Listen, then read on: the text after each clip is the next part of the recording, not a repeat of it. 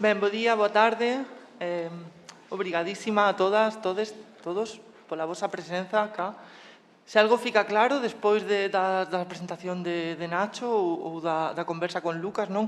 É que os estudos queer están en constante evolución e cada vez chegamos a máis espazos que de entrada non coñecíamos, derrubamos novos tópicos, ás veces construímos outros, non? Nese senso, falamos en moitas ocasións do que supón para as persoas queer as diferentes etapas da vida, non? Antes na conversa con Lucas facías especial mención á infancia, por exemplo. E moitas veces tamén parece ou semella que cando estamos amosando os nosos estudos estamos referíndonos a unha adultez así en xeral, que engloba todo.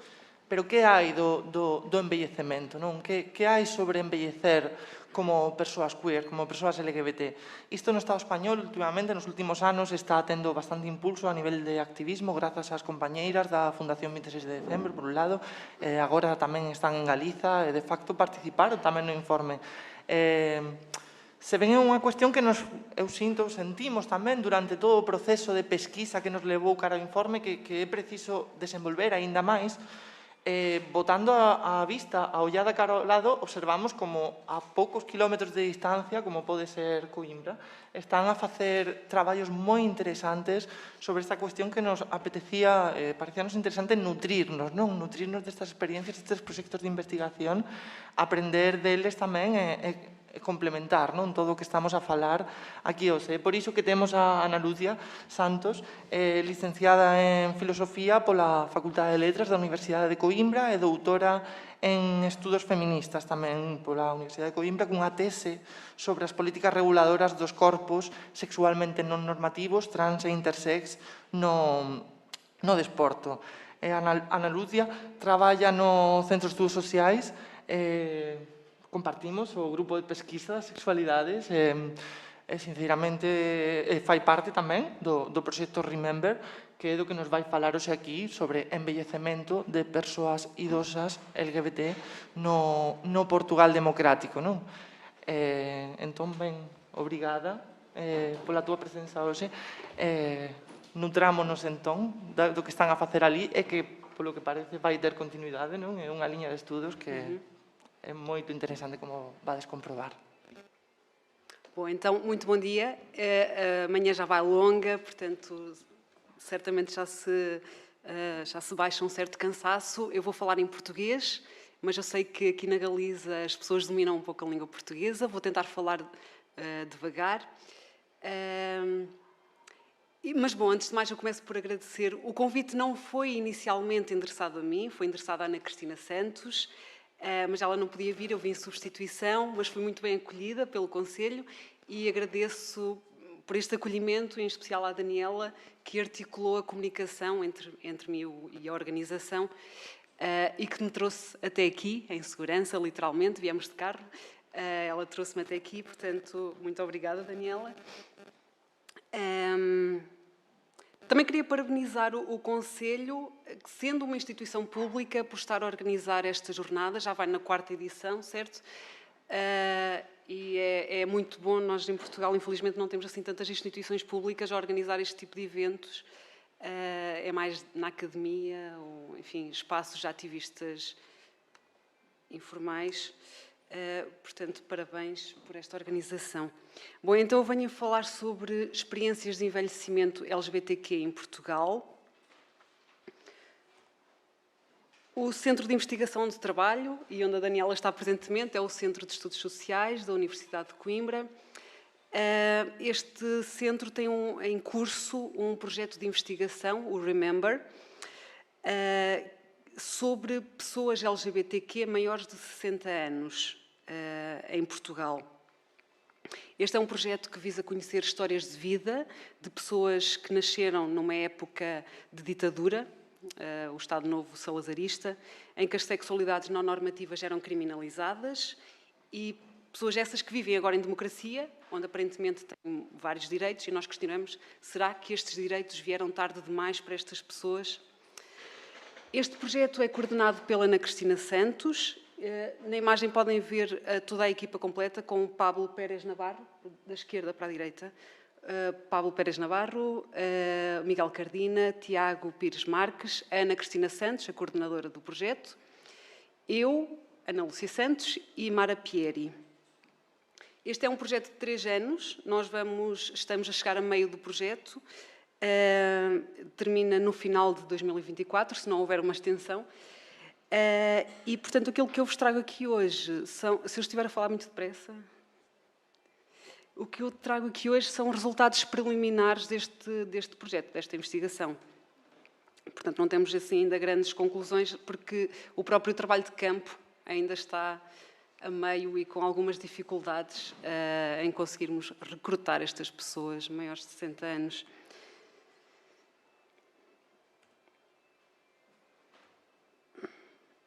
Ok, aqui era suposto ser um suspense, mas pronto, já agora já fica. Então, antes de mais, porquê estudar o envelhecimento LGBTQ? Comparado ao envelhecimento da população em geral, o envelhecimento das pessoas LGBTQ é um campo de estudos relativamente ainda pouco explorado e muito recente. Ou seja, existe uma lacuna significativa na investigação científica e na coleta de dados específicos sobre esta população, o que dificulta a compreensão das suas necessidades e desafios. Portanto, é essencial destacar a importância de ampliar o conhecimento nesta área para informar políticas públicas e práticas que sejam mais inclusivas. As pessoas LGBTQ mais velhas, elas incorporam pelo menos um duplo estigma. Por um lado, fazem parte de uma população que é desvalorizada socialmente por causa do idadismo e também por causa do capitalismo, porque aproximam-se de uma fase em que não são tão produtivas a nível do capital monetário e por isso perdem valor.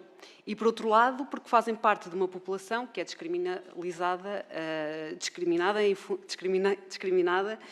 não descriminalizada, em função da orientação sexual, expressão ou identidade de género. No fundo, desmistificar e trazer para a visibilidade o envelhecimento da população LGBTQ contribui para a redução do preconceito e da discriminação e estimula uma sociedade mais inclusiva, no sentido de uma coexistência das diferenças, uma coexistência pacífica. Ao estudar o envelhecimento, podemos identificar desafios que a população enfrenta, por exemplo, no acesso a serviços de saúde. Podemos identificar lacunas existentes nos variados sistemas e pressionar por mudanças que promovam uma sociedade mais acolhedora para toda a gente durante este processo que é o envelhecimento e que todos estamos a vivenciar atualmente desde o dia em que nascemos. Com as histórias de vida de pessoas LGBTQ mais velhas, nós podemos aprender sobre resiliência, resistência, processos de busca pela autenticidade, luta por direitos que nunca estão garantidos. Podemos aprender sobre nós próprias e como aqui chegamos enquanto parte da comunidade LGBTQ. E, no fundo, podemos conhecer uma história com H grande mais completa e mais diversa. Eu queria destacar a importância do arquivo para a preservação da memória coletiva e é por isso que eu trago aqui esta imagem deste documentário, Testigos de um Tempo Maldito, de Javi Laurari, 2012. Aconselho vivamente a verem este documentário sobre pessoas LGBTQ mais velhas que viveram durante a ditadura de Franco. O arquivo assume importância para o registro das experiências vividas em épocas em que estas pessoas eram legalmente e institucionalmente consideradas criminosas, doentes ou pecadoras. Portanto, tudo que é revistas, cortes de jornal, cartazes de eventos, tudo isto pode fortalecer e guardem estes materiais, porque ajuda a fortalecer a história coletiva e a reconhecer as contribuições de pessoas que foram pioneiras no movimento LGBTQ.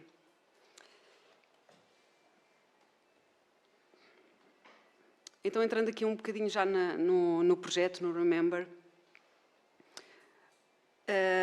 portanto, o nosso objetivo é conhecer histórias de vida. A nossa metodologia é uma metodologia qualitativa que pretende mesmo conhecer as histórias de vida destas pessoas. E nós centramos-nos em 3 eixos biográficos, ou 3 momentos de transição biográfica. O primeiro eixo, marginalização. A Ana Cristina tem sempre boas analogias e ela fala de cidadãos ou cidadãs, de marginais a cidadãs, ou seja, de pessoas que eram marginalizadas a nível legal, porque simplesmente não poderiam ter existência, até terem essa existência em 1982, que é quando a homossexualidade deixa de ser criminalizada. Portanto, aqui interessa-nos conhecer adversidades e estratégias de superação da ilegalidade. Portanto, até este ano, até 82. O eixo 2 tem foco nos anos 80 e 90. Nestas décadas perdurava a discriminação durante a crise da SIDA. Portanto, é uma época em que as pessoas passaram de cidadãs a doentes. Ou seja, a sua sexualidade foi descriminalizada, mas depois passaram a ser patologizadas. O terceiro eixo, envelhecer enquanto pessoa LGBTQ, após 2000, e é fundamentalmente neste eixo que eu vou centrar a apresentação hoje. Portanto, aqui interessa discutir os processos de envelhecimento, portanto, pessoas que têm mais em torno de 60 anos, 60 para cima, perceber como é que elas vivenciam a vida hoje em dia.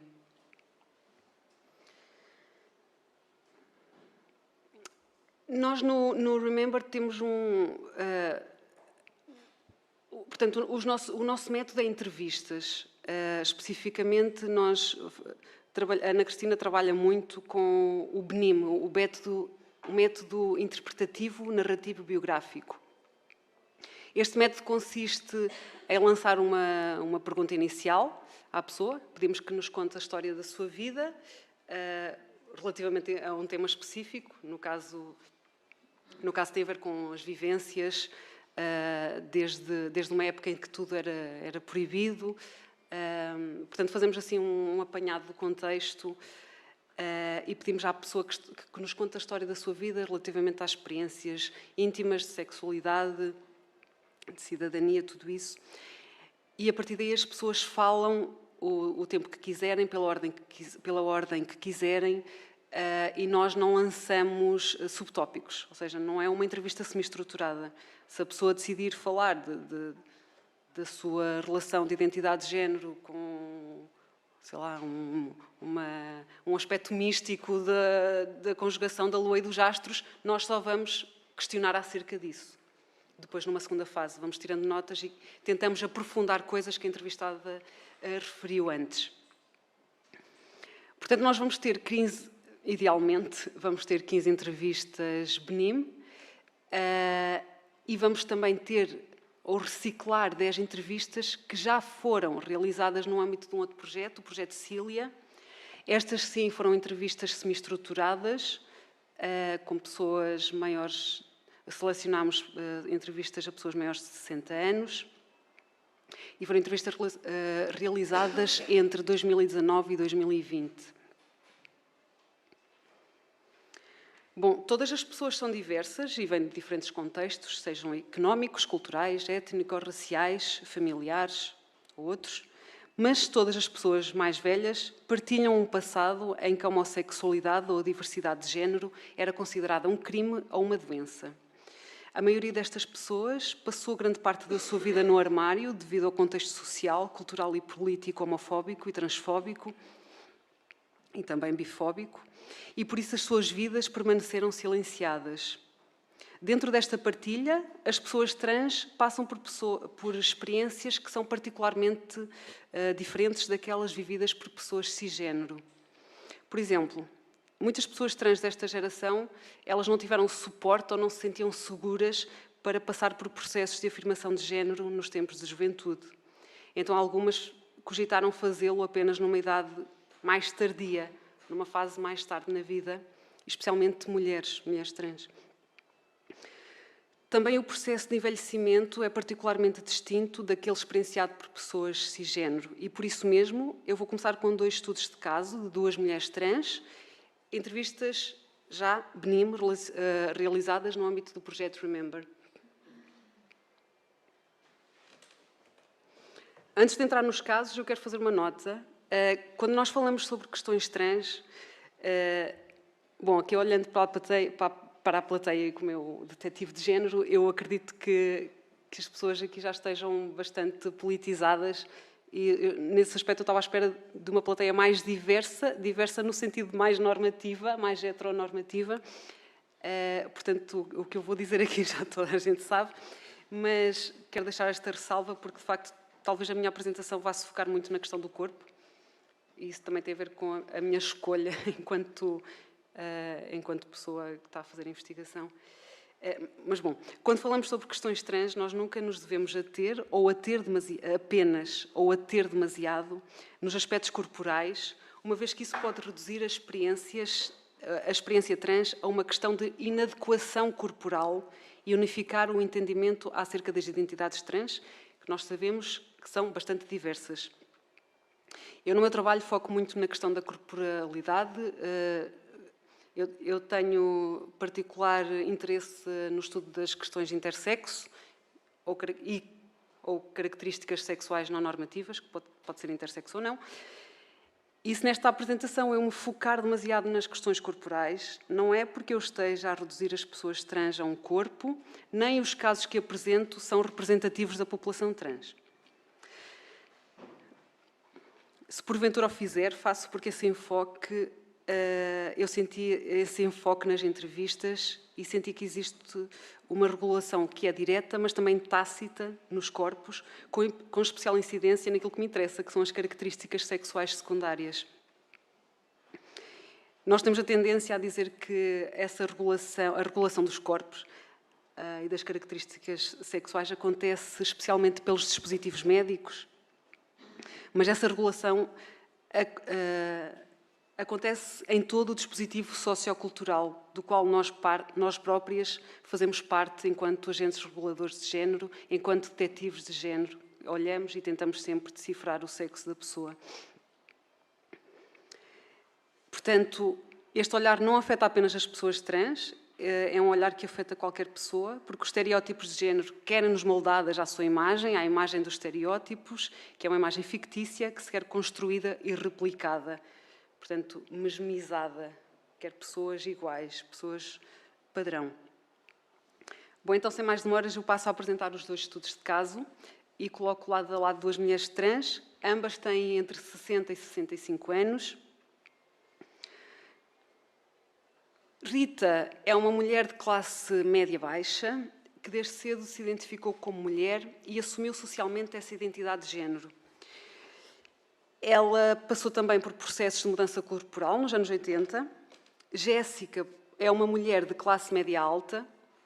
De facto, a sua família de origem é de classe altíssima, inclusive.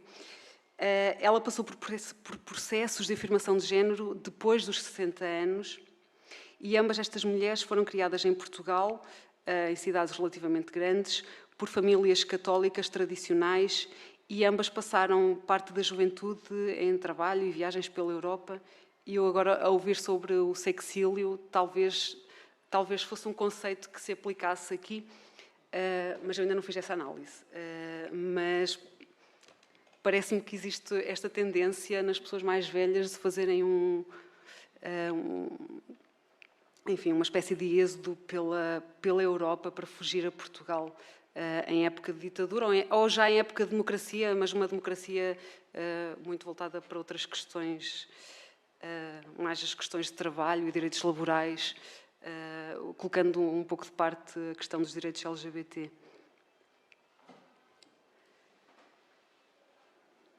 Então, Jéssica, depois de ela perceber o risco que corria por ser diferente das outras crianças, Jéssica começou a incorporar uma performance extremamente masculina e a rejeitar para si qualquer traço de sexualidade não normativa. Ela diz-nos, passo a citar, eu sentia-me diferente e vivia um pânico constante de ser exposta. Isto foi depois de uma pessoa, de um rapaz com trejeitos ditos femininos, a ter sido espancado na escola dela e ela, a partir daí, passou a viver com pânico. Então, ela continua. Comecei a reparar que os rapazes se sentavam de determinada maneira que não era a minha, que andavam de uma determinada maneira que não era a minha, que falavam de uma determinada maneira que não era a minha. E comecei a construir uma imagem que se moldasse à ideia do que é um rapaz adolescente. Esta performance dela era estética e também comportamental, nomeadamente ela andava de mota, ela enquanto assumindo uma identidade masculina. Portanto, era uma performance completa, decorava nomes de futebolistas, enfim, tentava-se mesmo enquadrar nessa imagem de masculinidade. Portanto, ter passado a puberdade num contexto envolto por masculinidade tóxica e violenta fê-la temer pela sua própria vida e levou a assumir esta performance de masculinidade que permitisse passar por homem sem qualquer vestígio de feminilidade. Numa época pré-25 de Abril, em que, nas suas próprias palavras, Portugal era a preto e branco, ou seja, era muito pouco diverso e com normas sociais envoltas em conservadorismo devido ao contexto político e também religioso, os aspectos como orientação sexual, identidade e expressão de género estavam sujeitos a uma opressão particularmente severa. Portanto, durante a maior parte da sua vida, Jéssica incorporou trejeitos, maneirismos considerados masculinos e tentou viver uma vida heterossexual. Mas o sentimento de despertença e desadequação à expectativa cis-heteronormativa colocaram-na em diversas situações de ansiedade e até mesmo de depressão, que só desapareceram quando teve consultas com uma psicóloga profissional vocacionada para a temática LGBTQ e iniciou então o processo de afirmação de género, isto já depois dos 60 anos. E nós questionamos então como está a ser o processo de envelhecimento depois de ter passado por uma afirmação de género que poderia ser considerada tardia. Espelho meu, haverá alguém mais autêntica que eu? Eu encontrei uma relação muito próxima entre espelhos e estas duas entrevistas, Jéssica e Rita. Não uma relação de egocentrismo, mas uma relação de reconhecimento e autenticidade, como se o espelho validasse as suas identidades de género. E a Jéssica partilha, passo a citar: o erotismo, os desejos, o desejo, as paixões, o interesse para mim decuplicou desde a minha cirurgia. Os espelhos desta casa estão todos gastos, porque olhar para mim e ver a pessoa que sou, caramba, that's it. Caramba é uma expressão informal. Damn, that's it. Aquela satisfação em ter espelhado um corpo que reflete a sua identidade. Depois de várias tentativas em abordar o tema da identidade de género com diferentes psicólogos, isto aconteceu, ela tentou em várias consultas falar sobre isto, mas sempre disseram: você esqueça isso, na sua idade não esteja preocupada com isso agora. Sempre foi desencorajada. Jéssica encontrou finalmente, aos 60 anos, uma psicóloga que a acolheu e apoiou no seu processo de exploração e afirmação de género. E este processo não foi apenas social, foi também físico, e a Jéssica vive agora uma vida psicológica, emocional e sexual que nunca viveu antes. Ao receber apoio adequado, Jéssica pôde explorar e vivenciar uma vida mais autêntica e satisfatória a todos os níveis. O suporte emocional e psicológico oferecido por esta psicóloga desempenhou um papel crucial neste processo, fornecendo a Jéssica um espaço seguro para compartilhar as suas experiências, desafios e aspirações relacionadas com a sua identidade de género. Este recorte da história de Jéssica ilustra como a aceitação, o apoio profissional e a oportunidade de viver de acordo com a identidade de género podem ter um impacto transformador nas pessoas, na vida das pessoas trans, independentemente da idade em que iniciam a jornada, pelo menos a jornada social. No caso dela foi também uma jornada voltada para si própria, voltada para dentro, de afirmação de género.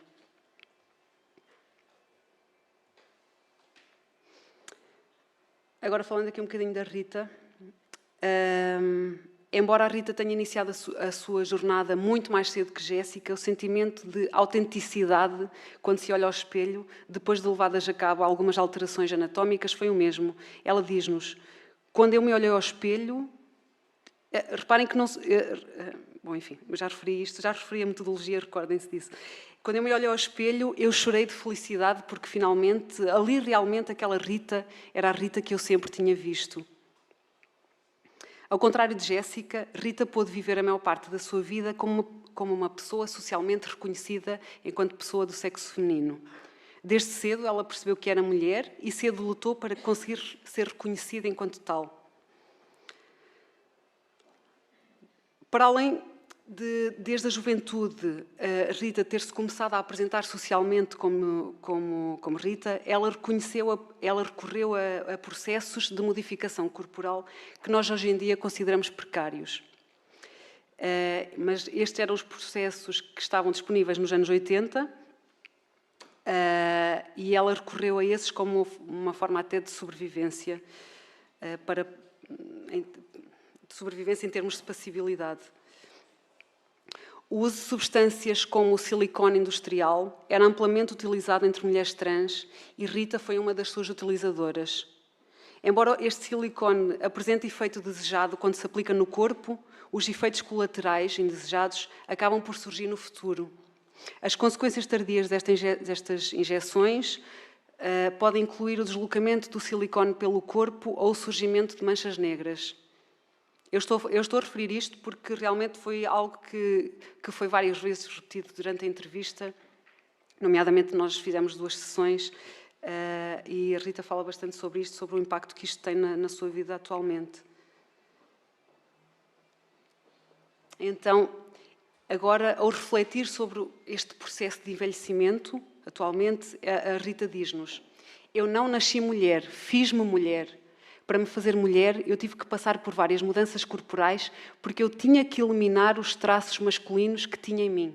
Já fui bonitinha, agora olho ao espelho e vejo a minha cara toda destruída. Portanto, esta mulher, que em tempos foi uma diva nas artes do espetáculo, vê agora o seu corpo e rostos destruídos por causa de algo que antes, na sua concepção, ao eliminar os traços masculinos, a deixou mais bonita. Trata-se de uma espécie de paradoxo sociocultural da aparência, em que a pressão social e as normas de género predominantes, aliadas à busca pela aceitação social ou a tal busca pela sobrevivência, no caso de pessoas trans, acredito que seja uma busca mesmo pela sobrevivência, ou aquilo que Butler designaria por busca por uma vida habitável, uma vida vivível, aquela vida passível de ser vivida, que só o é de acordo com as normas, trouxe consequências no corpo desta mulher que já se viu rainha e agora se vê destruída. Embora, diferentemente de Jéssica, a questão da imagem de estética, no caso de Rita, seja presentemente autopercepcionada como menos positiva, o longo e durido processo de afirmação da sua identidade de género, numa época em que não era possível sequer estabelecer o seu sexo legal como feminino, configuram aspectos de autenticidade e bem-estar emocional muito próximos àqueles experienciados por Jéssica. Quando Gisberta, não sei se vocês conhecem a história de Gisberta, mulher trans assassinada no Porto por um grupo de adolescentes, era uma mulher transmigrante, sem abrigo, HIV positiva, trabalhadora do sexo, portanto incorporava uma série de características que a deixavam mais vulnerável. A Gisberta foi assassinada em 2006 e, tal como a Rita refere na entrevista, nesse momento todas éramos Gisbertas. Então, nessa época, nessa altura em que aconteceu o assassinato, com medo de que ela também fosse alvo de violência, a Rita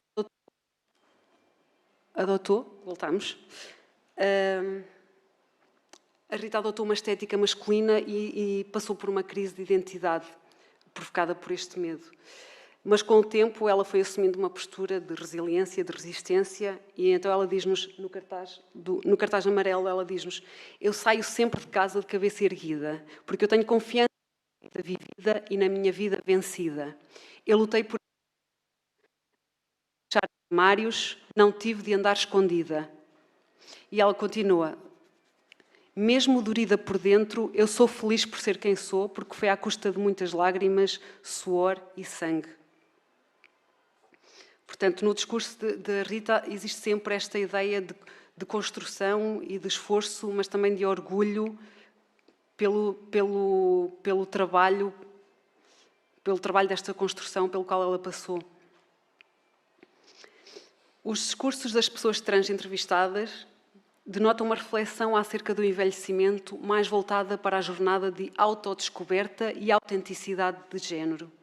Estas perspectivas podem contribuir para ampliar conceitos convencionais de sucesso e bom envelhecimento, conceitos que nós vemos muito surgir atualmente no âmbito da gerontologia e no envelhecimento mainstream, nomeadamente nas campanhas publicitárias.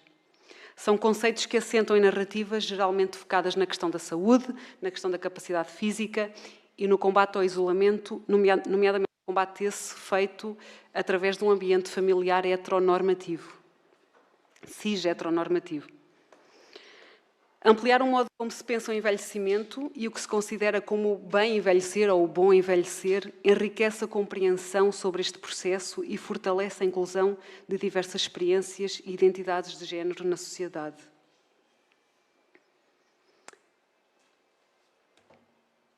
Aqui outro estudo de caso, a Fabiana. Então, por outro lado, as experiências das pessoas cisgênero em relação à visibilidade da sua orientação sexual daqueles experienciados por pessoas com uma identidade de género diversa. Uma vez que as pessoas cisgênero têm uma passibilidade no sentido de passar e ser automaticamente reconhecidas em termos de identidade.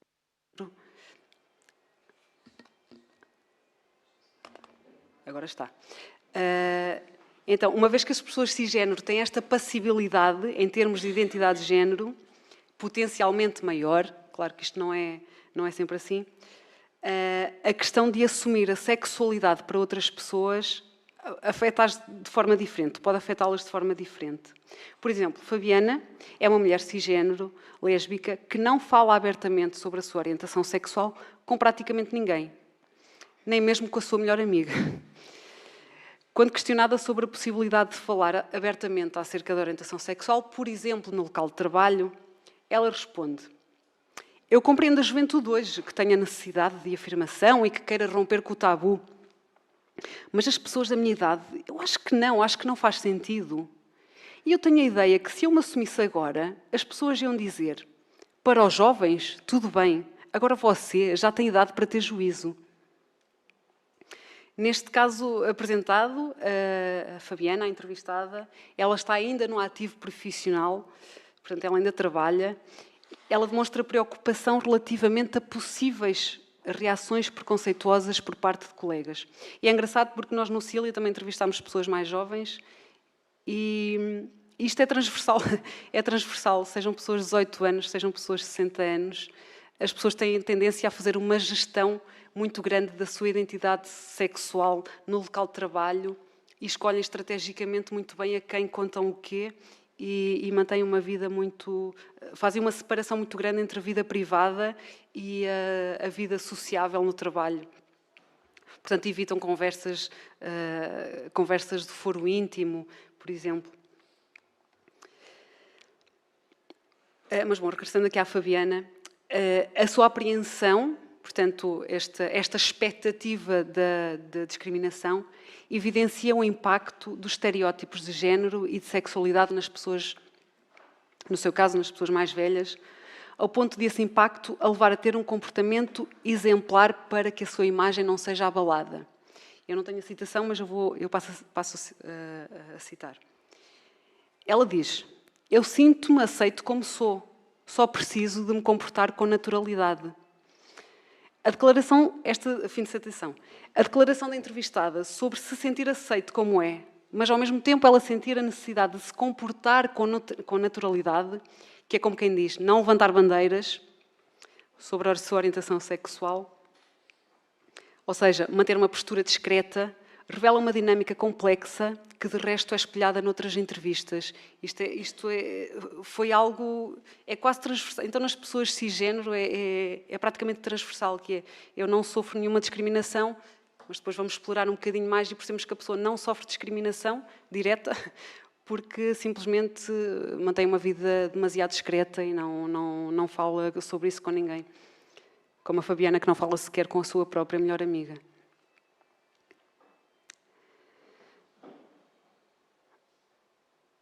Ok, 10 minutos. Então, tenho aqui uma lista de resultados preliminares mais gerais. Eu falei aqui em casos específicos, em estudos de caso. Agora, falando assim, em resultados mais gerais, as pessoas LGBTQ podem passar por um final de vida pobre em termos de cuidados, devido à falta de compreensão das suas necessidades por parte tanto de profissionais de saúde como outras pessoas prestadoras de cuidados.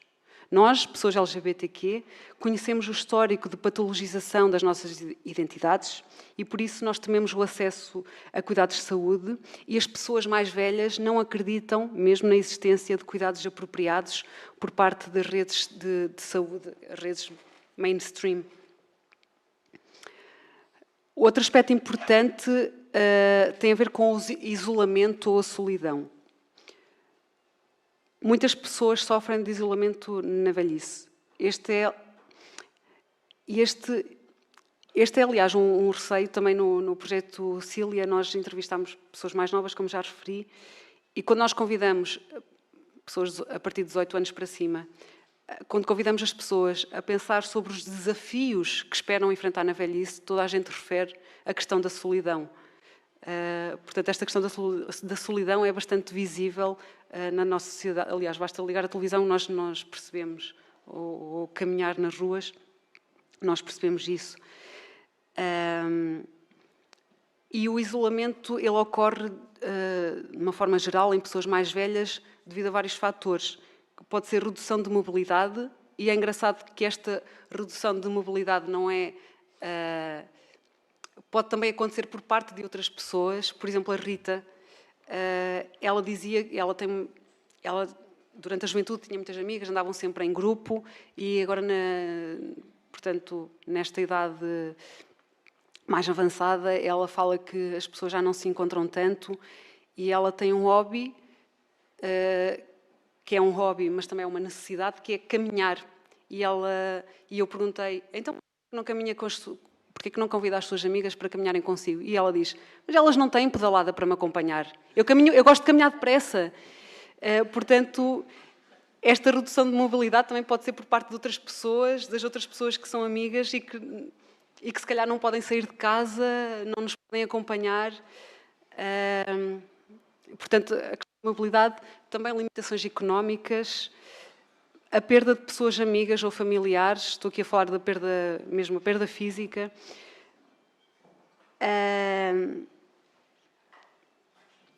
Ou seja, estes são fatores de isolamento que afetam qualquer pessoa, independentemente da sua sexualidade. Mas nas pessoas LGBTQ,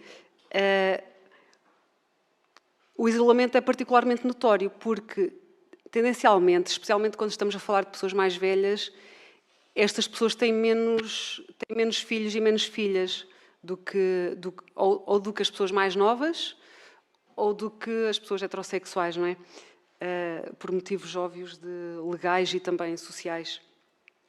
E são pessoas que podem estar mais afastadas da família de origem por motivos de discriminação. Também a inexistência de parceiro ou de parceira romântica agrava esta solidão. E ainda, de um modo geral, as pessoas que nós entrevistamos não sentem que fazem parte de uma comunidade LGBTQ. Portanto, sentem-se muito colocadas de parte. Relativamente a planos de preparação para o fim de vida, a maior parte das pessoas não apresentam um plano estruturado, nem tampouco apresentam uma intenção acerca de como desejaria passar os últimos anos da sua vida. Mas a ausência de planos não equivale à ausência de sonhos e à possibilidade de viver em comunidade. Muitas pessoas entrevistadas expressaram este desejo de viver em comunidade, com autonomia, mas junto de pessoas que valorizam a diversidade. O co-housing emerge assim como uma forma de preparação para a velhice que seria bem acolhida. As pessoas LGBTQ envelhecem, à medida que as pessoas LGBTQ envelhecem, elas aproximam-se da idade da reforma, portanto, a idade em que deixam de trabalhar, e entram numa fase nova da vida onde sentem que já não devem nada a ninguém e podem viver a sua sexualidade de forma mais livre e autêntica. Depois de uma vida marcada pelo estigma do crime, do pecado ou da doença, com a entrada na reforma, as pessoas tendem a idealizar uma vida mais desprendida. Umas podem preferir uma vida mais discreta, como o caso da Fabiana. Outras podem escolher de ser visíveis e engajadas na comunidade LGBT. Independentemente disso, a idade da reforma permite que cada pessoa trace a sua própria jornada sem ter de dar justificações a outras pessoas, que foi o que aconteceu, por exemplo, com a Jéssica, que depois dos 60 decidiu permitir-se a explorar a sua identidade de género. Agora, algumas recomendações. Para combater o isolamento, é necessário que se criem espaços de socialização para pessoas LGBTQ mais velhas. Uma entrevistada dizia-nos que gostava de ter pessoas, durante a entrevista, ela dizia que gostava de ter pessoas da sua própria idade para falar sobre estes assuntos, portanto, estes tópicos que se estão a falar da entrevista. Ela dizia que conseguia falar sobre estes tópicos, mas apenas com pessoas mais novas, e ela gostava de poder falar isto com pessoas da sua idade. Os espaços de socialização para pessoas LGBTQ são especialmente espaços noturnos e dirigidos a pessoas mais novas, portanto, as pessoas mais velhas não se sentem bem-vindas nesses espaços, e nós precisamos de espaços com ambiente acolhedor, onde as pessoas mais velhas possam socializar entre si e compartilhar experiências de vida. Nós não nos podemos esquecer que estas pessoas viveram longos períodos de repressão sexual, e o facto de terem espaços onde possam estar com os seus pares pode ser benéfico para atender às suas necessidades emocionais, necessidades tão básicas como aquelas que eu acabei de referir, de ter pessoas da mesma idade para falar sobre estes assuntos. Ou mesmo outras necessidades como o desenvolvimento de uma rede de amizades, redes de amizade ou redes de apoio. Alguns exemplos desses espaços inclusivos podem ser grupos de apoio, atividades recreativas, workshops, eventos sociais, etc. É importante que estes e outros espaços frequentados por pessoas mais velhas, como lares ou hospitais, por exemplo, sejam seguros e inclusivos, onde as necessidades específicas de pessoas LGBTQI possam ser compreendidas e atendidas sem patologizar ou estigmatizar as suas vivências. Por exemplo, a necessidade de uma mulher trans aplicar inibidor de crescimento de pelo pode ser um fator de stress acrescido quando surge a necessidade de ir para uma casa residencial e ficar ao cuidado de pessoas que desconhecem cuidados específicos de pessoas trans. Eu estou a dar o exemplo de uma mulher trans, por exemplo, mas isto é algo que afeta qualquer pessoa, independentemente da identidade de género, e posso falar no meu caso em particular. Eu passei por uma operação e eu tinha de ficar 3 dias internadas. Eu tenho hiperandrogenia, ou seja, eu produzo demasiada testosterona, e isso faz com que os meus pelos cresçam muito e sejam muito grossos. Vocês agora não notam porque estou a fazer laser, mas quando eu fui operada não estava a fazer, e isso era algo que me causava ansiedade. Saber que eu ia estar num hospital, internada durante 3 dias, e que eventualmente os pelos da minha cara iam começar a crescer, e eu não tinha sequer condições físicas de me estar a depilar lá. Portanto, eu falei esta questão do inibidor do crescimento de pelo para uma mulher trans também pode ser aplicado para uma pessoa cisgénero, porque, como eu referi no início, qualquer pessoa está a ser regulada pelos estereótipos e toda a gente faz a depilação para ir à praia, enfim. Especialmente as pessoas que assumem ou que são designadas de sexo feminino. Estou a terminar, já sei. Então, é fundamental garantir o acesso à saúde, aqui, isto é muito importante, o que eu vou referir agora, nomeadamente exames de detecção precoce de doenças prostáticas, portanto, doenças relacionadas com a próstata, e exames uterinos, portanto, exames a útero, para todas as pessoas, independentemente da identidade de género. Aqui vou-me focar novamente nas pessoas trans, aqui tem mesmo de ser, porque a especificidade dos cuidados de saúde ganha especial importância quando se atinge uma idade em que é necessário um acompanhamento mais próximo, mais regular. Em Portugal, embora as pessoas trans possam passar por processos cirúrgicos e hormonais de afirmação de sexo através do Sistema Nacional de Saúde, portanto, de forma gratuita, há exames que não são comparticipados, exames tão básicos como, por exemplo, o exame para detecção precoce de doenças da próstata. Este é um exame que está previsto apenas para pessoas de sexo masculino, ou seja, no sistema informático está sexo masculino, se a pessoa que vai recorrer ao exame tiver sexo legal feminino, não pode simplesmente recorrer a este exame. Ou seja, mesmo a nível de sistema, é uma coisa tão simples quanto mudar o sistema digital. Este exame também não é coberto pelos seguros de saúde. É um exame que custa 70 €.